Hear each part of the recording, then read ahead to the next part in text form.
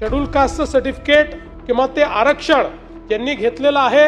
किंवा जे घेऊ इच्छितात हे जर हिंदू, बौद्ध किंवा शीख या कम्युनिटीचे नसतील तर त्यांना तो आरक्षण घेण्याचा अधिकार असणार नाही। आणि म्हणून सर्वोच्च न्यायालयाने जो काही निर्णय या ठिकाणी दिलेला आहे त्या निर्णयाच्या अनुषंगाने सन्माननीय सदस्यांनी जो मुद्दा उपस्थित केलाय की अशा प्रकारे जर कोणी इतर धर्मियांनी अशा प्रकारचे कागदपत्र देऊन शेड्यूल कास्टचं आरक्षण घेतलेलं असेल तर त्यांचं व्हॅलिडिटी सर्टिफिकेट आणि कास्ट सर्टिफिकेट हे विहित प्रोसिजर प्रमाणे रद्द करण्यात येईल। कोणी जर या संदर्भात काही फायदे घेतले असतील, सरकारी नोकरी घेतली असेल तर त्यांचं प्रमाणपत्र रद्द झाल्यानंतर नियमानुसार त्याच्यावर कारवाई होईल। कोणी जर खोट्या सर्टिफिकेटच्या आधारावर किंवा अशा प्रकारे सर्टिफिकेट मिळवून त्या ठिकाणी निवडणूक लढवली असेल तर त्याही संदर्भात ते सर्टिफिकेट रद्द झाल्यानंतर त्यांची निवडणूक रद्द करण्याची या ठिकाणी कायद्यातच तरतूद आहे, त्यामुळे ते देखील केलं जाईल आणि या संदर्भात अधिक इफेक्टिव्ह कारवाई काय करता येईल त्याचा देखील विचार राज्य सरकार करेल।